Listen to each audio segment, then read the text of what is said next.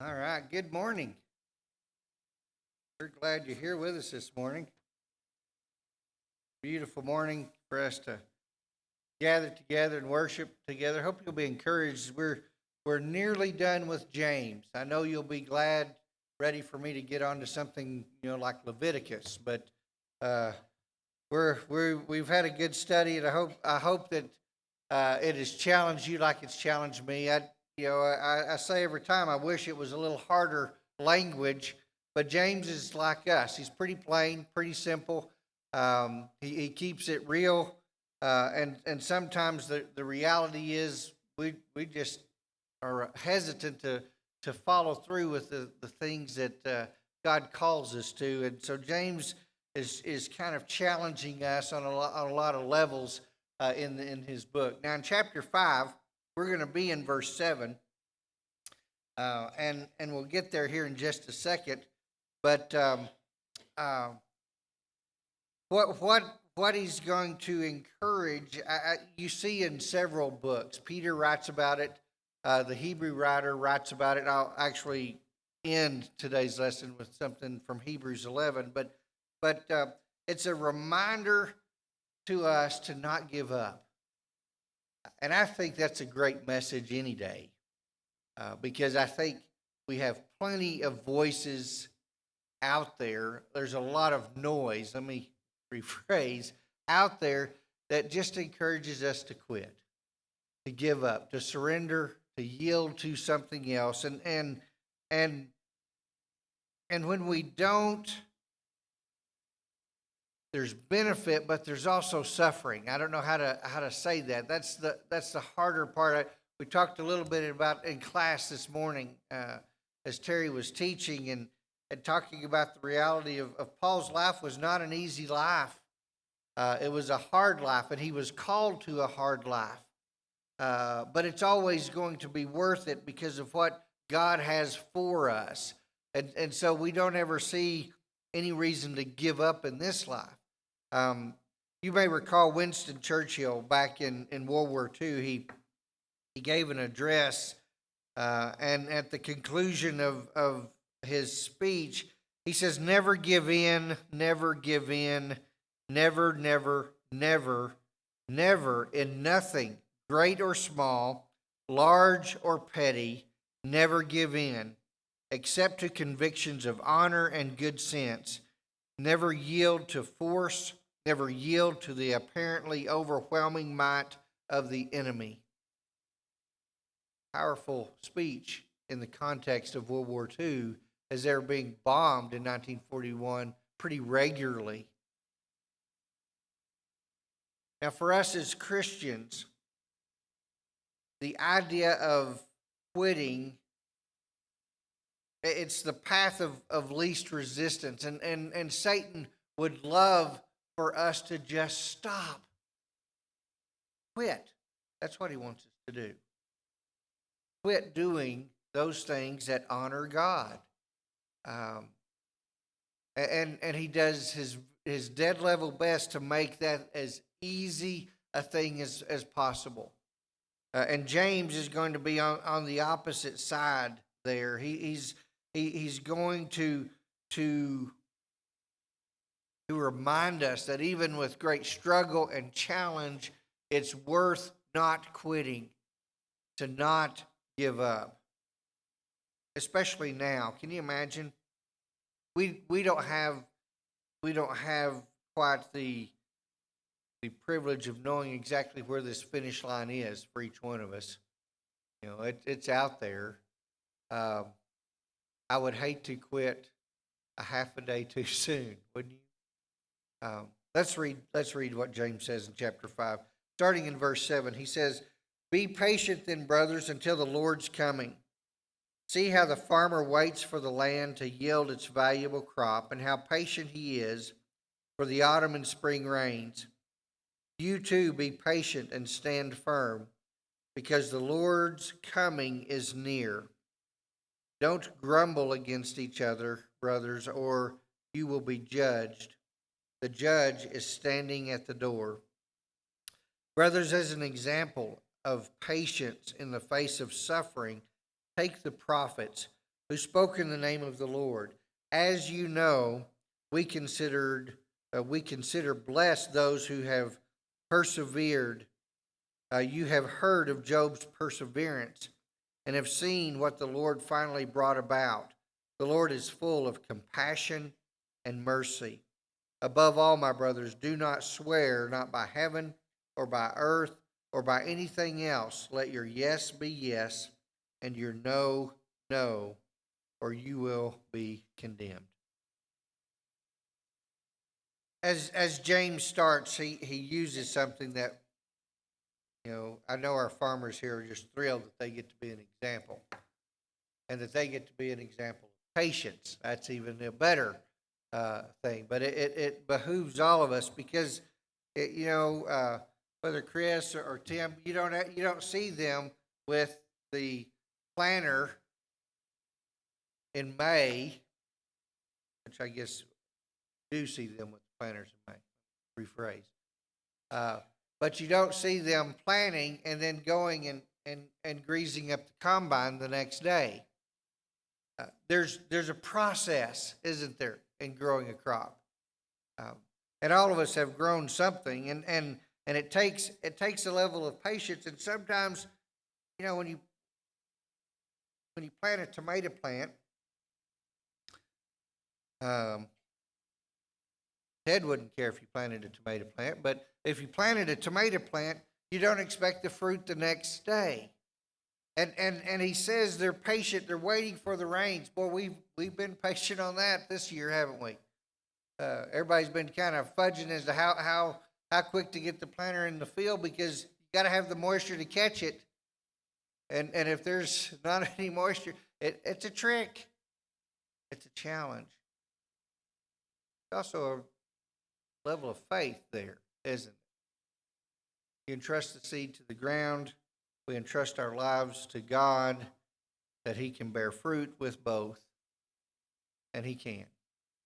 And so we have this really quite beautiful example, I think, of patience as it pertains to the to the second coming of God and to us growing a crop. We know there's a process. We know there's time.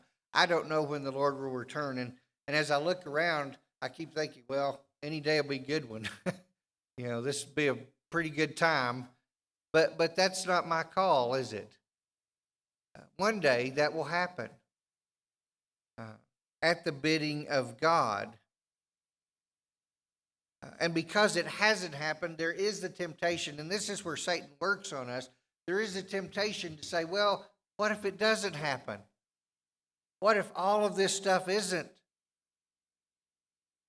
What if it is? And more importantly, the evidence is overwhelming that it is real, that Jesus will return.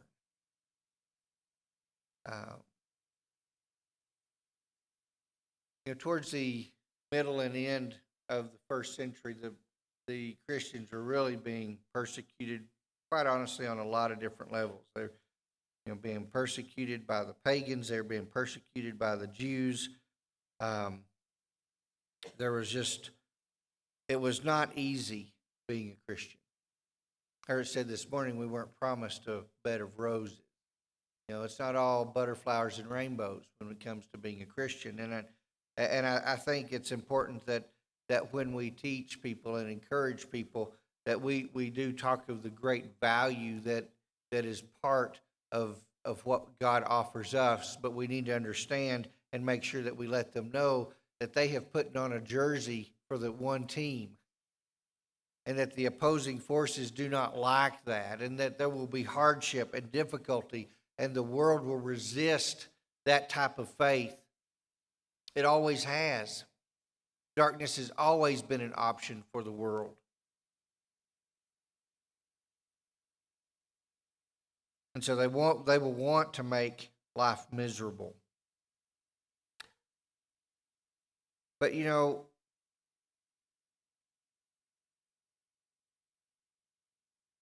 that reward of meeting the Lord in the air, like we talked about from what Paul said in 1 Thessalonians, and all of that comes from standing firm and not quitting.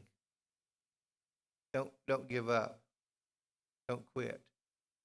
You some of the highlight reels from ESPN are things where people do foolish things before the finish. You know, the guy makes a great interception, runs 85 yards to the end zone, and he flings the ball on the 2 yard line, thinking he's already crossed the end zone. He didn't finish, and we get the blooper to see it. Or the one running the race, and it's coming down to the end, and they're the one in the lead thinks they've won, and they hesitate or break stride right at the end because they've won, and someone beats them because they wanted it more. Don't quit. Don't give up. But I think that what Paul's fear is that during this time of waiting, this waiting on the Lord and being patient and steadfast and understanding that there's a process. It's like planting and harvesting. Those don't happen back to back. There's some distance between those two dates. And what his concern here, I think, is based on what he says in the next sentence after the farmer illustration, is the need to be patient and stand firm. But then he says, notice verse 9, do not grumble against each other, or you will be judged. The judge is standing at the door. You like to wait? You're a good waiter. Not waiting on people. I mean, that's a separate sermon, and it would work. But just to wait. You know, you get the call. They say, hey, your appointment's at 9:30. Need you there at 7:15 to fill out 16,000 pages of paperwork, but it'll go fast. You know. So you get there and you fill out the 16,000 pages of paperwork, and now you're just waiting. Look at your watch. 9:27. 3 minutes. Longest 3 minutes of your life till you realize it's now 10:15 and you're still waiting. How do you feel about waiting? What's the temptation when you're waiting? James says it's grumble. What happens when we start waiting and we get to waiting a long time and we begin to wonder if this is ever going to happen, and then we start arguing with why we're waiting and who we're waiting with and where we're going to wait and how long we're going to. Don't grumble or you'll be judged. That's his fear, is that in this time, and it happens. You see, I mean, we could use other illustrations. I found that when you're working cattle and you're rounding them up or you're moving them down the road, if you ever stop and let them get in a fuss, if you quit leading them and getting them moving, if they ever stop, it's a wreck. You keep them moving. Why? They'll grumble. They'll start butting heads, rubbing up against each other. And then, I mean, I could go on with the illustrations. My sister and I did pretty good. Jenny always, she did pretty good except crossing the line in the back seat when we were on a trip. She'd have to put her foot across the line. We had half a back seat to ourselves, except she needed a half and a foot. She'd put her foot on my side. And that didn't bother me, you know, from between here and Black. Time we're to Quanah, we're not quite to Vernon yet. We've been in the car 2.5 hours. Now the foot's starting to irritate me. We get tired of waiting. We lose focus on what is the end game, the anticipation of the Lord's return. And he just wants to encourage us to stay focused, to remember there's a process to this. And in that process, we're the benefactors. But it's not going to be an easy process. Growing is never an easy thing. There's a lot of things that can challenge us. And so he goes into that next example of the prophets and Job. Now, they really loved the prophets, didn't they, of the Old Testament? I wouldn't have wanted to be a prophet in the Old Testament. because most of the time what they got to do is share bad news. Repent. You have abandoned God and He's going to exact justice. Their message were tough and they were persecuted. I mean, think about some of those guys. You have Daniel was thrown in a lion's den. Hosea had to marry an adulterous woman who wouldn't stay faithful as an example to the world of Israel's unfaithfulness to God. Can you imagine that for your existence? Jeremiah was thrown in a cistern. Elijah was chased by Jezebel, running for his life.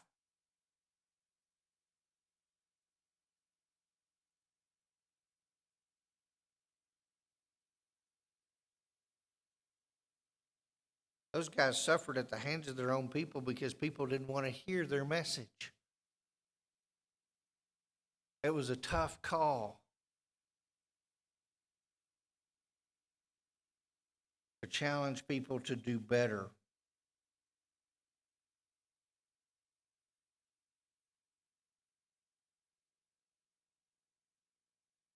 Then James pulls out the ultimate card, Job. Who in here is going to stand up and say, yeah, me and Job? And there may be plenty who have suffered like Job. But Job is the ultimate example of perseverance. In fact, we've kind of coined that phrase, the patience of Job. Man, he just kept waiting. Every servant that showed up in his story had bad news, and he lost something when they showed up. And then his friend showed up, and his wife showed up, and they're like, what did you do to God? They were of no help. And he suffered, but he remained faithful.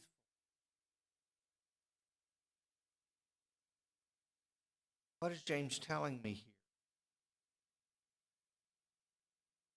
If I remain faithful, this life is going to be tough because the world doesn't care for my faith. And there'll be suffering, and I must be patient because there's a process going on here. And it's ultimately to my betterment, but I have to deal with life, and life is tough.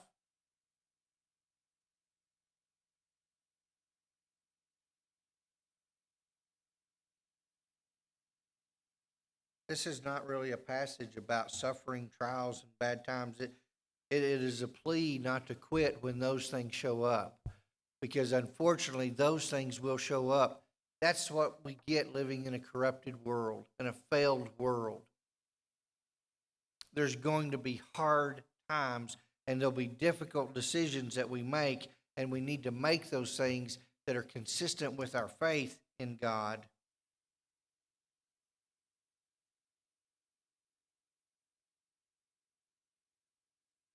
And here's why.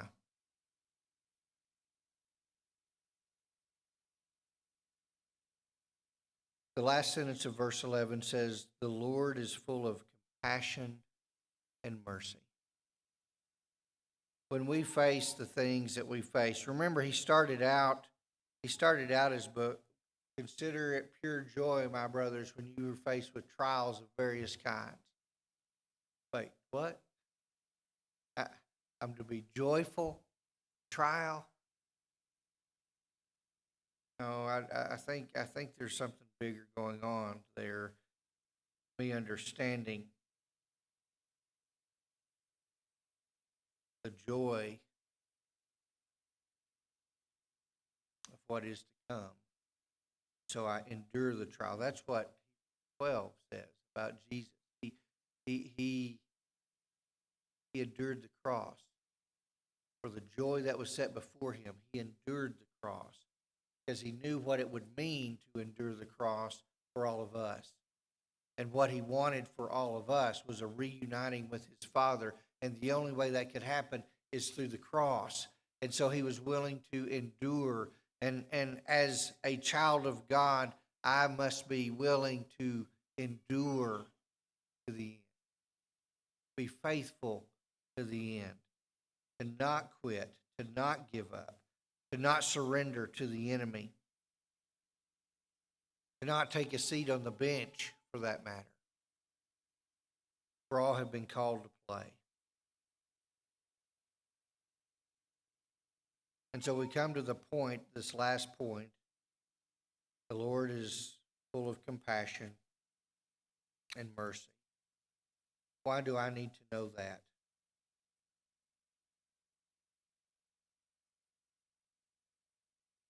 Well, one, because it's true.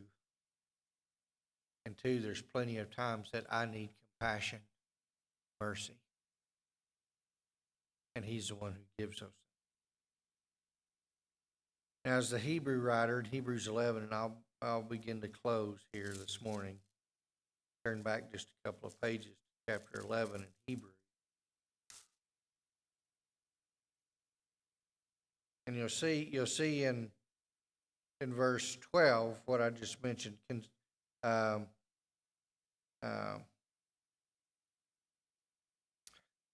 Verse 2 says, "Let us fix our eyes on Jesus, the author and perfecter of our faith, who for the joy set before him endured the cross, scorning its shame, and sat down at the right hand of the throne of God.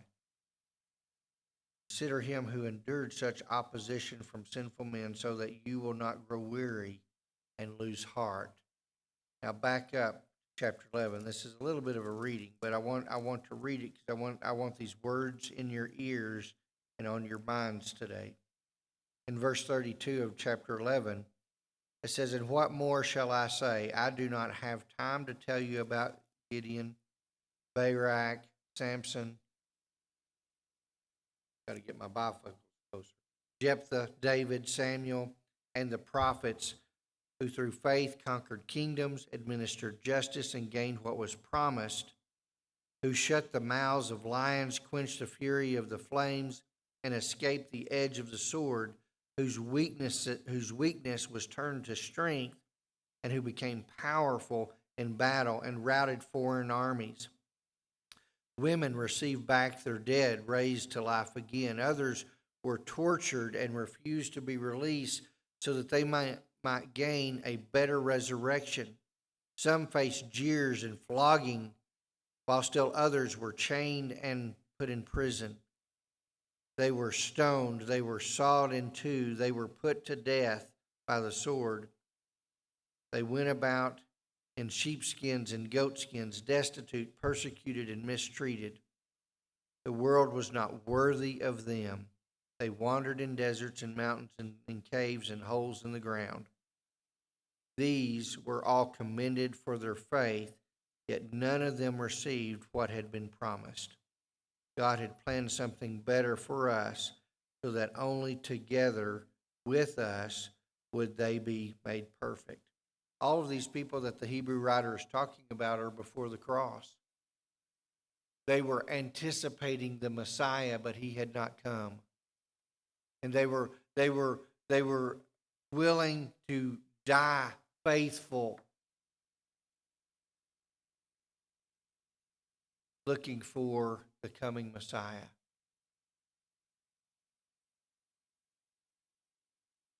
Then in chapter 12, we see Jesus is the one that we're to fix our eyes on, because he saves both ways. He saves both directions of the cross. All those who looked for his first coming and died before he got there, and all of us who look for his second coming and may die before he comes. We hang on. We never give in. We keep moving forward together towards home with God. I want to encourage you today, because God did not send Jesus to die and be raised from the dead for nothing. We gather on Sundays to remember that it's not for nothing,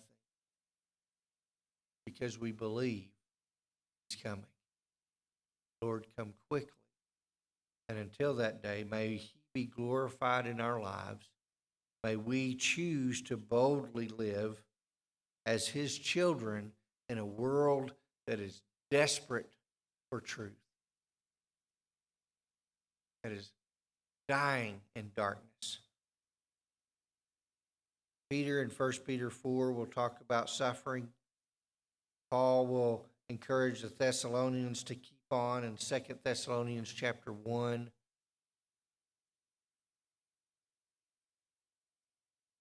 Be strong in the Lord. Keep going. What James would want us to do, not to grumble, not to lose sight of the fact that God is compassionate and mercy, but to keep going. Because one day there'll be a harvest. One day this will all be made right. One day. And until that day, we live together moving towards home. We can encourage you in your walk, in your relationship with the Lord.